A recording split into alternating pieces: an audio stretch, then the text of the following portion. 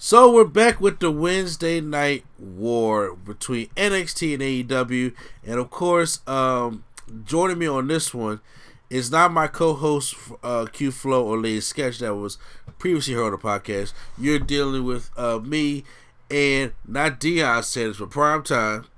What's up, y'all? It's me, the PR. I am me.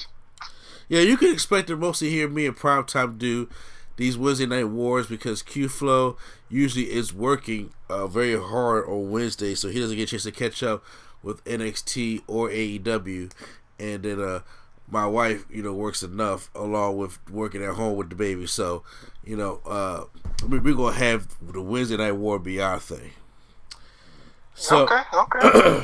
So I'm cool with that. So, I was very excited about this Wednesday night war, and honestly, I did not know who to pick because, honestly, biasness alone, Bash at the Beach was going to take it for me because it's Bash at the Beach. And I have already told y'all how much of a WCW fan Mark I am. But we got to be fair, right? Okay. Yep. So first off, NXT this week. So NXT got a couple of things going on for us. So they got the Worlds Collide pay-per-view coming up this next weekend. And I got to say, the card looks amazing. Yeah, for Worlds, bruh, I'm about to say that the Worlds Collide thing really does look good. It really does. So I'm excited. I'm actually excited for it because I know how I feel because I don't know the UK talent that well because I don't watch the UK. You know what I'm saying? Well, if you want to, at the end, do you want to do predictions or whatever? Or? Oh no, because we're gonna do predictions on the next podcast along with the Royal Rumble and stuff. Oh, duh. What am I thinking? Oh no, yeah. It's all right because I do got some bold predictions here. Okay. But NXT starts off because we see Keith Lee win the opportunity to face Roderick Strong for North American Championship, but he gets jumped by the Undisputed Era in the beginning of the show. By the way, he had like a beat down, but you might hear me say this more than once tonight or today or whatever. Whenever people listen to this, like the Undisputed Era are a smart team, right? Like they are smart, but when they fighting, they seem so dumb sometimes. I can agree with that. It's like, especially at this point, when he's like taking out all four of them. It's like, I know you want to give him a shine, but yeah. Well, no, I agree with you, but then as it being like Keith Lee, Tommaso Ciampa arrives for backup, and then he goes and chases them away. But Keith Lee has already, been attacked. But this is not going to be the. I just want to say, and they do the chair thing. They put his leg in the chair, and they actually stomp it. Yeah. It's like that used to put people left for months. They used to be they injury. But not when you're the Limitless Legion. And he got up and like walk. Like he didn't sell it. He didn't like get injured. He was like, no, I'm gonna walk. Yeah, like, bruh, if you don't win the title next week, then all this shit was for nothing. It really was. Then we got one of our first tag team matches for the Dusty Rhodes Classic, finishing out round one.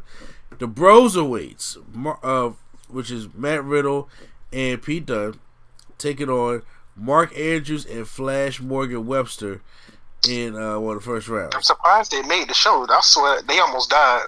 I don't know if you seen the UK takeover. They almost died. No, I missed it. Were they in the ladder match?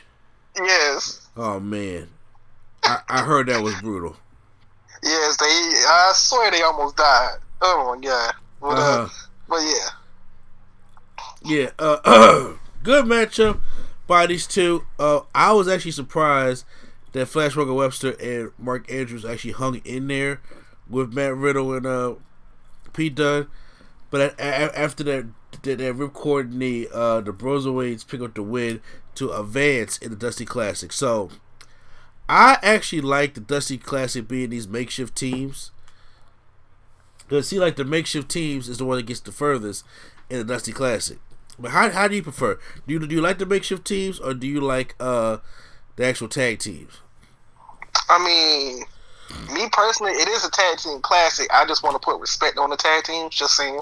I do agree. You're right. You're Like, absolutely right. I do like that they have makeshift tag teams, but I don't think every single year a makeshift tag team should just be like beating and outsmarting the team that's been together for like 3 or 4 years. I'm just saying.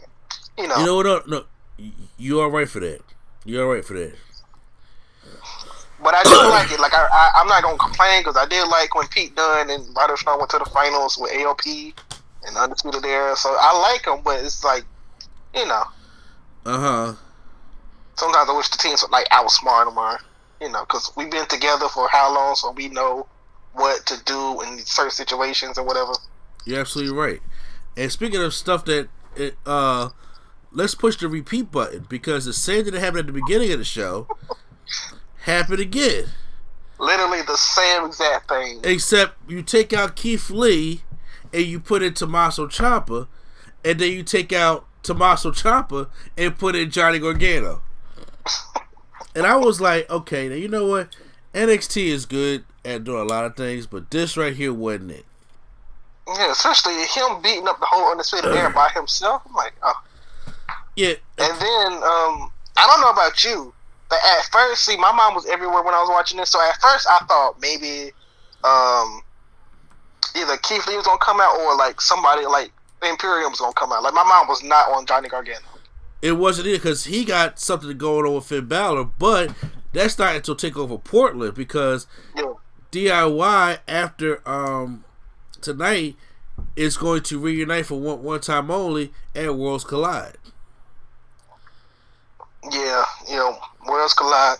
So, just in storyline standpoint, right?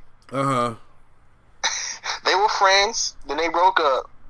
They didn't really, you know, they were just friends again because he got injured. Then they broke up again, and now they're just friends again because he got injured again. So, I guess whenever they fight, they just one of them just get injured and they make up. Exactly, because they never really put a cap on the story. Yep. They never. So maybe after this match, tomorrow.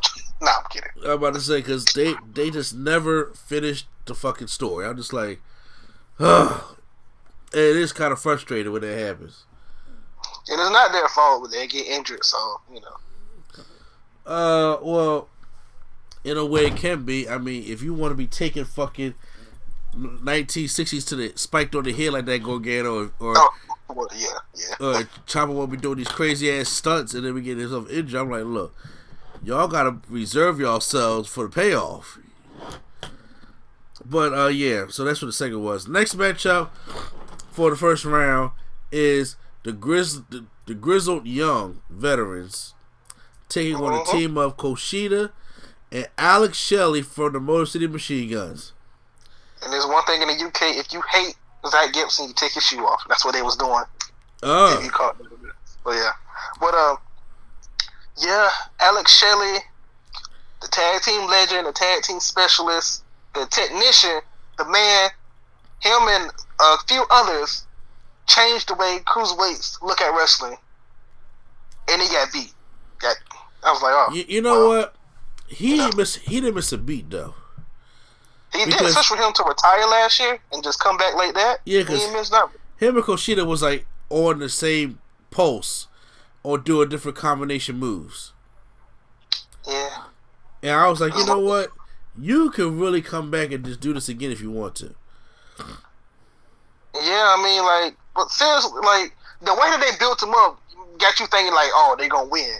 Oh, these guys have been a tag team for years, and they're finally coming back together, and Alex Shelley is signing with the company, and they lose. Like, oh, okay, well. Yeah, because the Grizzly Young Veterans hit the move they called Ticket to Mayhem on Alex Shelley for the win.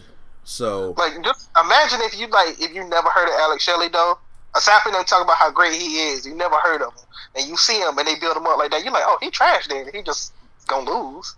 You know, he remind me of they didn't build him up. Evan Bourne. Yeah, man, yeah. So who could be very impressive. Literally looks exactly like Evan Bourne right now. Yeah, they got the same haircut and all. Exactly. that whole Oh my! Matt Just Sydal thing imagine. where they build him up in the match and does all these crazy ass moves but still loses. Just I'm still just imagining if we had the Motor City Machine Guns. Uh, with yeah, all right. I know. It's All alright. right, all right. Next is a spot to earn a spot in the cruiserweight fatal I thought you were gonna say four-way. a spot match.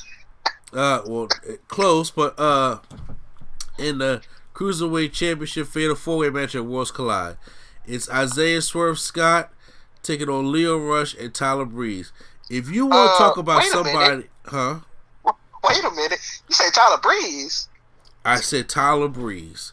Isn't Tyler Breeze in the tag team, an established tag team? He is, but right now they want to show off his singles his competitiveness. Because honestly, if you want to talk about a sore thumb, he ain't fit in this match at all.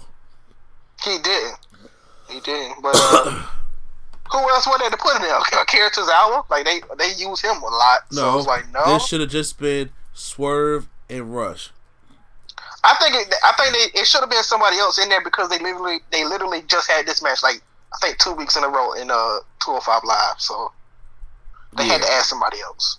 I mean, I get it. The match was excellent. First of all, Tyler Breeze, like I said, was really the third man. He only had a good spot where he gives Swerve a German suplex while he gives Leo Rush a superplex inside the ring. But there was just one spot where Leo was on the apron and Swerve was about to hit him, but Rush does a backflip off the apron. But meanwhile, Swerve does a front handspring thing that Cassius Ohno used to do on the outside of the ring, and they both land face to face looking at each other. That shit was sick. It is. It would have been like, I swear, I'm not even trying to be like a contradiction or anything. It would have been so like the best if that would have been the first time that we seen it. But like they retweeted it so many times when they did it on 205 Live. I'm like, all right. It's like I wish they would have saved it. I really wish they would have saved it. I'm just so lucky that I don't watch 205 Live like that anymore. I don't either, but they like reposted it on like Twitter so much. That's like Seth Rollins doing his superplex Falconer for the first time on like main event, and then doing it on like a pay-per-view. Gotcha. So like nobody watched it, so I guess they was testing it out. But then it was like, look at this cool move. Look at this cool move on 205 Live. Watch 205 Live. So I looked at the move and then I was like, well, it's good. Well, it really was good. It's good, dope move though. Yeah. High action going on here. Swerve. First of all, a line near fall. Swerve hits that step up kick that he does. I like that shit though. Yeah. Yep. That joint is sexy. But then Rush comes out of nowhere with the what does he call that frog splash? The final hour. For the final hour. Close near fall. Tyler Breeze does break that joint up, and then for Tyler Breeze's punishment, he gets that JML driver by Swerve Scott. I think this is the first time he ever used that because he usually used that kick as his finisher. Yeah. But I would rather him use the kick just because the JML driver just looked dangerous, honestly. The real talk. The issue I have with the JML driver is the person you're doing it to has to really sell the move. And tuck their head at the right time. Exactly. They the ones who gotta like stretch up and then fold themselves in. And I'm like, man, I can see a lot of shit going wrong with that one. That's kind of like the Styles Clash when it first kind of started. Everybody was falling on their neck and breaking their necks and stuff. But, yeah, because it's kind of the pedigree when it first started. Oh my god! Nobody knew how to take the pedigree. Especially that one dude. Yeah, rest in peace his neck. We got a battle royal for the opportunity for the NXT Women's Championship at TakeOver Portland. So that's going to be the one in February after Worlds Collide. It's not going to be the WrestleMania. I'm surprised they're not having a WrestleMania weekend takeover. Yeah, well, this is in place of the takeover, and honestly, they should have just called it NXT Takeover. I don't know. Worlds Collide. I don't know. It still could have been a takeover. Honestly, it just basically is a takeover. So we had a lot of women in this matchup. A lot of women. Some new signees. Some people, I guess, they just trying out. Exactly. So of course you have Bianca Belair, Io Shirai, Shayna Baszler. I was shocked Shayna Baszler came out for this match because I was like, I got her in the Royal Rumble. I mean, yeah, everybody's saying Shayna. I think Shayna is going to stay. I think she's going to stay, honestly. In NXT? Yeah. Not for long, just like for now. Like, for the time being. Just, like, kind of relax and chill. No, I want her on the main roster to take that shit from Becky.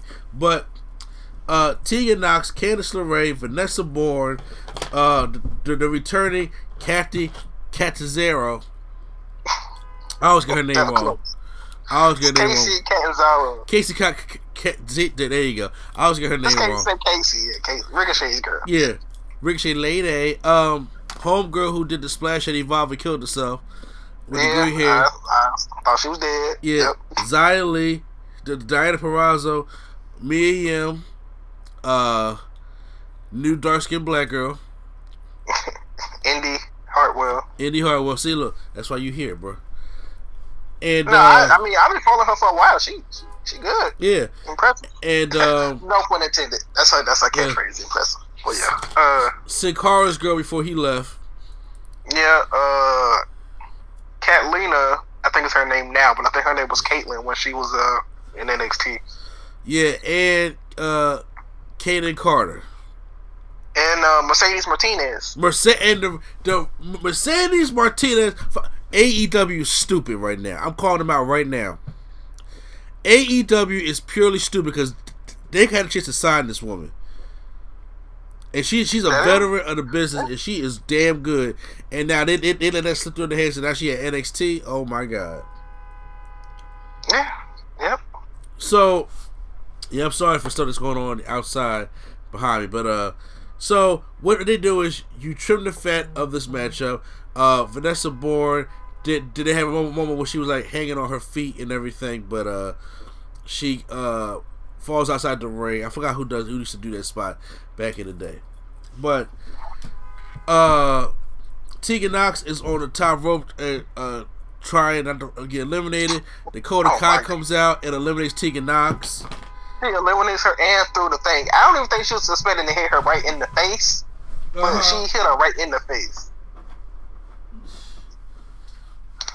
And knowing how Dakota is, yeah, she been reckless with that knee brace. Yeah, but like I know, like in real life, I know she probably hit us like, "Oh, I'm so sorry," but then she had to play her character cool. Yeah, so she hit us like, "Yeah, I meant to do that in your face." Or something, there's a standoff between Shayna Baszler and Mercedes Martinez. Great, protege and trainee, whatever you call it. Exactly, but teacher. They eliminated Shayna Baszler, so I was like, okay, there's still a chance for her to go to the Rumble because I'm not putting her in the Battle Royal just to have her fucking lose again like that. And Shotzi Blackheart eliminated Shayna Baszler, which is, kind of like her, I guess you could say her Maven thing. Her Maven whatever, moment. Yeah. So that's cool. It comes down after all the women are getting eliminated. It comes down to Bianca Belair and Io Shirai after they toss out Candice LeRae, right? Oh, I forgot. Was it Candice? I don't think it was Candice. I don't think it was. I can't remember. I don't think it was Candice though. Maybe it was. All right. So I was just like, well, there have been reports that Io Shirai... no, it was Shotzi Blackheart, actually. It was Shotzi Blackheart. Okay, yeah. There have been reports that Io Shirai has not been happy. So I figured... she's not been happy. She wants to be evil with evil. It was a wrestler in New Japan. It's her fiance. So, just her. She's not been happy, and she's, kind of upset. So she wants... So I figured, all right, well, she got the win here. Let me tell you how Bianca Belair... That ain't the Usos. She not the Usos. She can't get them kind of opportunities where she could do whatever she want and then get a title shot. You're right. You're absolutely right. That adds to Jimmy Uso special. So my thing is, uh, this has probably been one of the best exchanges in a Battle Royal / Royal Rumble between two people that I've seen, especially for the women, because I thought this was going either way. Yeah, especially when you know that they both at the top of the card, so you don't know which one they want exactly. Exactly. So Bianca Belair's on the apron, so Io Shirai, she's kicking her in the knees, and they're doing all these teases. And Bianca Belair, was on the top rope, and then Io Shirai was just got to do a Frankensteiner, and Belair called out that she was gonna toss her out, and she didn't. And I was like, which way is this fucking going after a while? I was getting so damn paranoid. But after seeing that, I was like, I had my best set on Io Shirai, but then Bianca Belair has her up in the KOD, but it just launches Io Shirai over the top rope and wins. I thought she was gonna land on the apron and then she hit her off. No, she just went straight to the floor. She went straight to the floor. You know what I'm saying? Like, I was like, that's a launch for your ass right there. And Bianca Belair wins the matchup. I was actually kind of shocked. I was shocked, but I was like, yeah, it would make sense for Bianca to face her at TakeOver Portland because they might not, switch it because it's kind of too early. But, I'm still kind of upset at what they did, from back in the day with Bianca because she should have beat Shayna because she has so much behind her going. But yeah, I'm saying, but I think they wanted to wait to say she was ready. Now, once again, I don't know if she's ready just yet, but like I said, because Rhea Ripley now. I mean, yeah, she wasn't ready, but you can't build her up, have her be universally liked by everybody, do the whole undefeated thing, have her lose. It's like, everybody was in love with Bianca. Now everybody still like her, but it's not like it was, It ain't like it was. You're right, but you know what? Because right now going against Rhea Ripley, she's the clear heel going into this matchup. Yep. Bianca is. Yep. All right, so that was NXT. Now it's time for. Wait a minute. One more thing we forgot. Just one. We forgot. Because I really had to talk about this because it's so crazy. I was in the parking lot and they just talking. Undisputed Era try to attack them, and then Keith Lee comes out of nowhere. And launches. And also like 3 people in the bush. I forgot about that. He launched the fuck out them in the bushes, man. Launched the hell I out don't think he was trying to go in the bushes, but his momentum just carried him into the bushes. Yeah, I was like, that man is pissed. And then he talks to people in the car. He talks to this dude on the truck. It was like, yeah, he's upset after being attacked. And it's like, yeah, Roddy. If Roddy don't lose, it has to be like a one of them coming out and attacking him, and then they all jump on him or something. Like, it can't just be just a straight clean loss. Yeah, bro, you ain't never lied. You ain't never lied. I agree with you. He should definitely be the winner after all this. Yeah, I'm sorry, I forgot to go back to that. But then now, let's go to AEW Dynamite from January 15th, Bash at the Beach edition. So, for those who's the fans of WCW, this is one of the pay-per-views they had where they had the whole beach theme, and I loved it. Cody had the Don Johnson Miami Vice look on. It would have been so much better if they would have did it this week. It would have made so much sense. Exactly, with the Jericho Cruise and everything. Yes, they're on the cruise. That would have been the perfect time to have Bash at the beach. It would have been. But hey. Now you never know. They may have part 2 because when we see Dynamite, it's supposed to be on the cruise, right? Yes, it's on the ship. Yeah. Oh boy. I need to go on them Jericho rocking cruises, man. How hard? Hey, I'm going next year. I'm like, you know what? Forget it. I'm going next year. They announced part 3 or the third wave or whatever they call it. Yeah. I'm gonna say, but I'm gonna go because first time I missed it, I was like, okay, maybe next year be better or it'll be okay. Next year they announce AEW and a live show. It's bigger and better. So yeah. Exactly. Yeah. So we start off with a fatal 4-way tag team matchup for the opportunity to face SCU on the cruise next week for the AEW Tag Team Championships. We start right into the match too, like no entrances or anything. Exactly. So I kind of like that, straight to action. So we got a fatal 4-way tag team match, player. Let's get some ladders out here, player. No. we don't have that Armageddon thing going on, but we have Hangman, Adam Page, and Kenny Omega taking on Santana and Ortiz, the Best Friends, Your favorite tag team, and the Young Bucks. Great action here. Great sequence of Adam Page and Kenny Omega doing the whole standing shooting star press into the bouncing off the moonsault type thing. They have some good chemistry together. Of course, they did. Okay, highlight of the match had to be the Orange Cassidy spot. Yeah. And like any match he's a part of. Where the faces are trying to get the whole Tower of Doom thing going. Yeah. And Orange Cassidy just gives just a little bit of help to teach the thing over. Now, I don't mind spots like that, but you know what I hate. Yeah, they did it too, didn't they? Yep, I hate that pile-up spot. I hate it.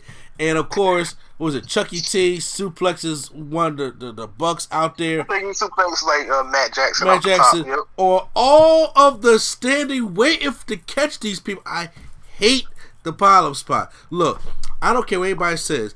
If y'all listen to this podcast, y'all know, way before CM Punk said it, I did not like the pile-up spot.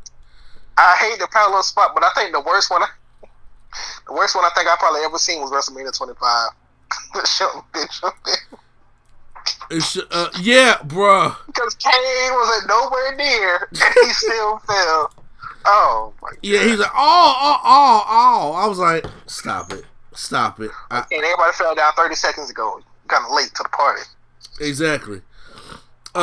We get a quick super kick party, and we get a blind tag in by Hangman on one of the Young Bucks, and then Kenny Omega and Hangman hit that buckshot V-trigger combo, which gets sexier every time I see it.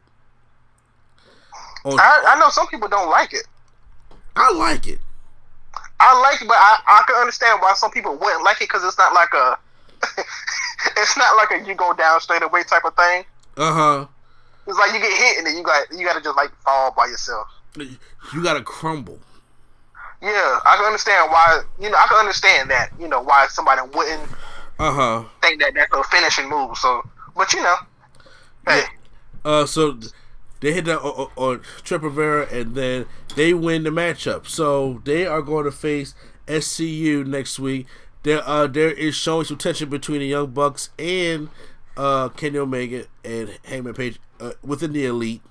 In my personal opinion, they should win next week. Okay. Do you think so or no? Yeah, I think so. Yeah, I think they'll benefit from winning. I still feel like it's like Hangman is more splitting up from them rather than Kenny and Hangman splitting up. I mean, I do agree, but I'm just saying, but SCU is doing nothing with them titles right now. Yeah, it's like when they first had the titles, everybody was like, "Oh, the Bucks are going to win. We don't want the Bucks to win because they're the head of the company." But then the Bucks didn't win, and they gave it to SCU, and now everybody was like, "Well, SCU isn't it either, so we got to do something else." Exactly. So like, I would have gave it to the Lucha Bros. I would have gave it to the Lucha Bros too, but I guess they want to make it a big thing when they win. But I feel like I don't feel like the Bucks will have it until like maybe September if they even have it this year. Gotcha. I feel like it'll be like the Lucha Bros and then maybe Santana and Ortiz or somebody from the Inner Circle. Okay. Next up, Don Johnson. The American Nightmare Cody comes out to address the MJF match stipulations. So, Cody is here kind of telling. One thing I don't know. Did we talk about this last week about Cody's entrance? No, we did. Why is his regular entrance so ridiculous that his pay-per-view entrance does not look special at all? Because Cody, I tell you, Mr. Inconsistent. Oh, you gotta have the angels, you gotta have all that just to come out and say, "Yeah, I accept." You're right. I do agree with you. So, Cody says, I think Max is afraid that the audience might come to the conclusion that perhaps the Warlord shouldn't be carrying MJF's bags, but perhaps MJF should be carrying Warlords. To me, that was a shot kind of like at Deacon Batista and Devon. Yeah, okay. Yeah, I mean, because that's how it turned out to be anyway. Yeah, I don't know. He don't seem like nothing special to me. But maybe you gotta develop, so you know. Yeah. Then he says, when it comes to not touching you until Revolution, he says, I don't need to touch you, MJF. I live rent free inside that head. Everybody knows what you're doing. You're stalling. So, when it comes to your stipulation of the steel cage, I accept. When it comes to not touching you until Revolution, I accept. And when it comes to 10 lashes, you know you got that list. Lashes live on Dynamite, I accept. I was like, wait, I thought it was gonna be something different on that one. No, I think they're gonna do it, but I think MJF is gonna have Arn do it, maybe. Oh shit, that'd be fucked up. Yeah, I think that might be. He might, I'm not gonna do it. Arn here is gonna do it, or something. He'll make him do it, something like that. Maybe will happen. So yeah. He said, and I know what it means to have this match Revolution. It means that I have failed as a mentor, but perhaps I can teach you one final lesson. At Revolution, I'm going to give you your own goddamn scar. Forgive me, Lord. But yeah, that's good promo by Cody. Talking to you, I was like, okay, well, I can't wait to have the match, the steel cage match between them. But the whole 10 lashes thing, like I said, if they make Arn do it, then I guess it'll be pretty cool. I mean, well, it'll be pretty impactful. Let's put it that way. Yeah. The bad boy George Janela, God, yeah, was seen a video. It said Ray Phoenix next week. I don't know what happened. Like, he's a good promo guy. I don't know what happened. He just slipped up and said, next week on Diamond, I'm going to show you what everyone says. George Janela is a bad, bad boy. All right. Well, so that was the start of the Crickets because they continued for this next match. And that was the Nightmare Collective, which was Brandy Rose and Mel because Awesome Kong was sick. Okay. Accompanied by Luther, who has proven to be pointless. Yeah. Yep. Don't even know who this man is. They built him up. We don't know who he is. Which they have to do a better job at building people who nobody knows who they are. But I guess that's with learning. It comes on the job. You're right. Versus Chris Statlander and Hikaru Shida. Thank you, Hikaru Shida. I always get that. I was gonna. They fucked up. So let's talk about how Brandy Rose wrestling has not improved. Oh, I thought you were gonna say something else. Brandy did. Okay, never mind. Oh no! You know what? I'm gonna talk about it anyway. So, because this is way more interesting than the match. So, one moment during the match, Brandy was on the apron, and like cameraman just like zoomed in on the cakes, right? So, somebody posted it on Twitter, or whatever, and she retweeted and said, "Ooh, so much cake they call me buttercream." Ooh. And then Cody responded. He was like, "I know all your lit names, but that's not one of them. So I'm gonna call you Buttercream." Basically, it's like, look at my girlfriend's butt. Everybody, look at it. Like, the account that she reposted from is not even like a regular account. It's like from a AEW porn account or something like that.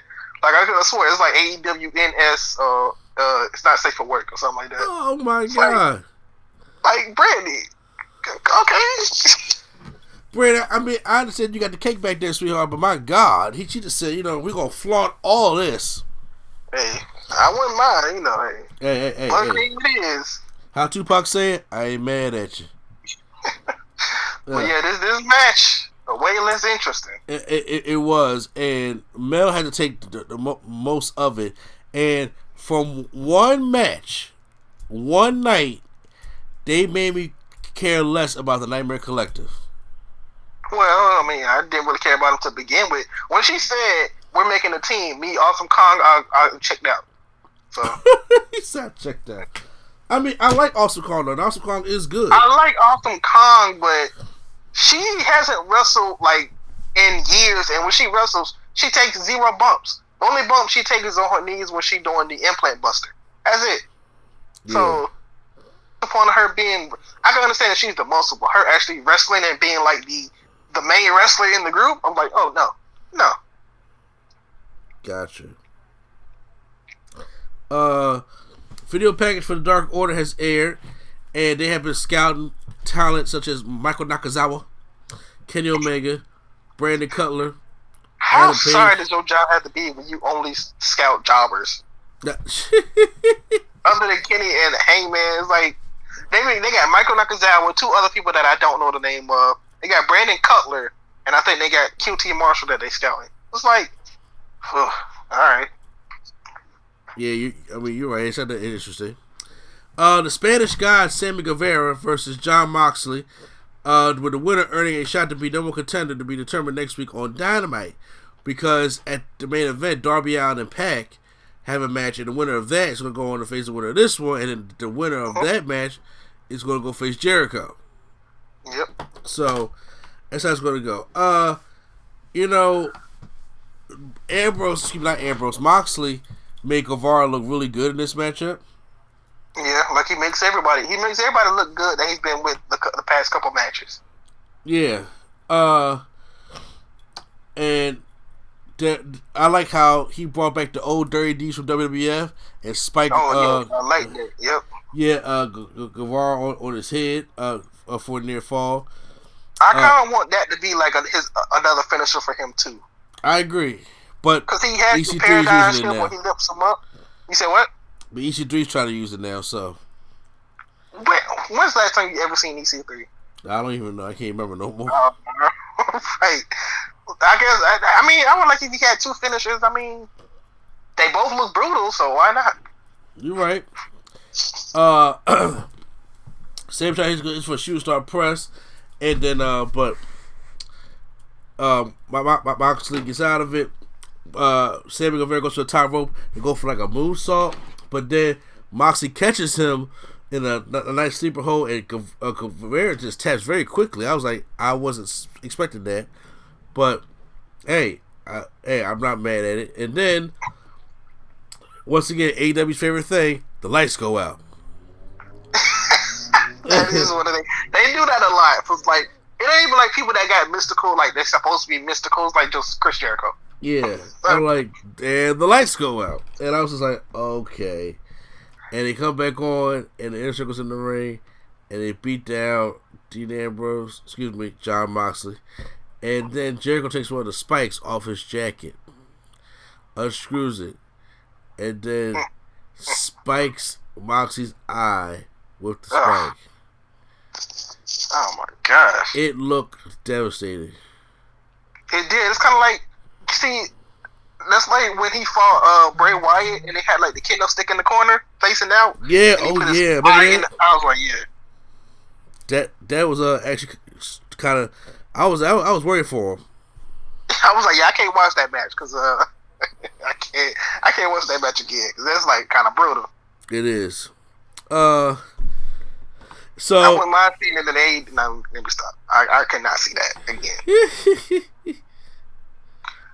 So now, just one thing. I don't know if you're gonna talk about this interview or not, but have you seen the female that's interviewing, right?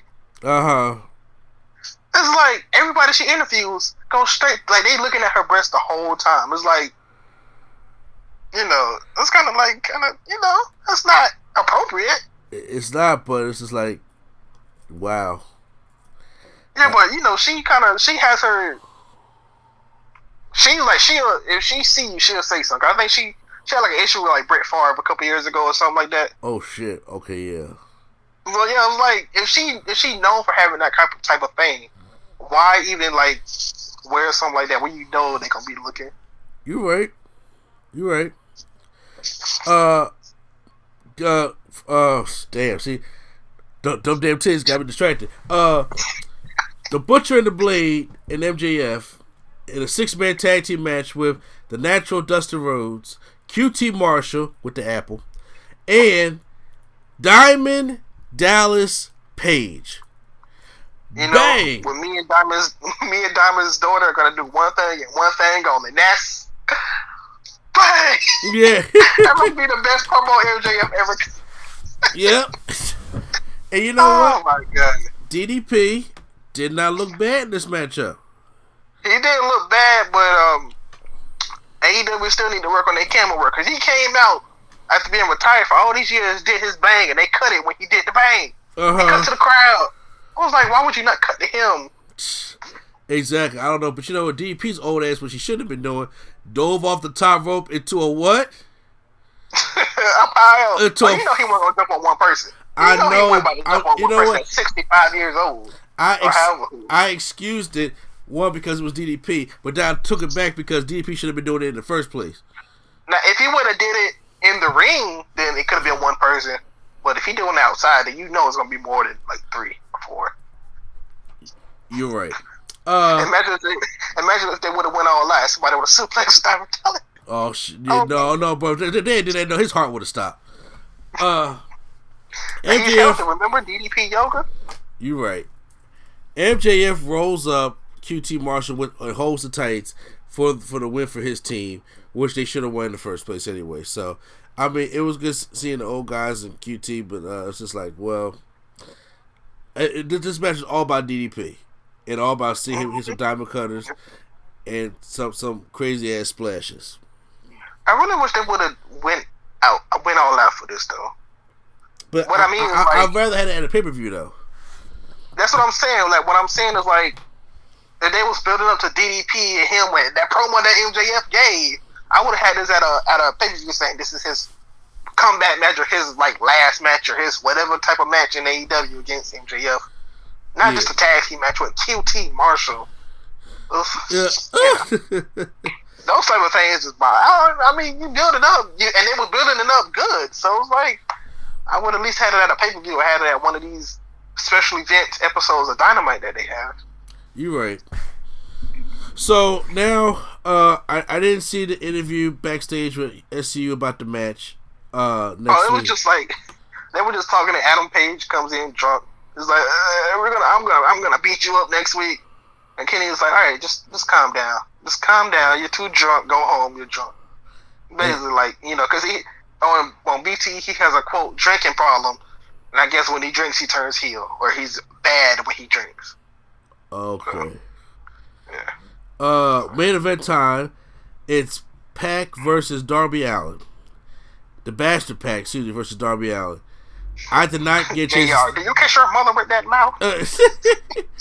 I did not get chances to see this matchup because I came in. It was a good match. It was a good match because I seen the end when Moxley came out, you know, and he had the bandage over his eyes. Yeah, it was a good match. You know, it was a crazy match with like Neville and Pac and Darby are standing on the steps, and he picks up for a powerbomb and drops him on the steps. Powerbombs are on the steps. Oh, that was nasty. It's like he's standing on the steps with Darby in the powerbomb, and he drops to the floor, and Darby drops on the steps. That's nasty. So yeah, they did a lot of nasty stuff in this match. And it was a good match. It's like did he hit the coffin drop at least once?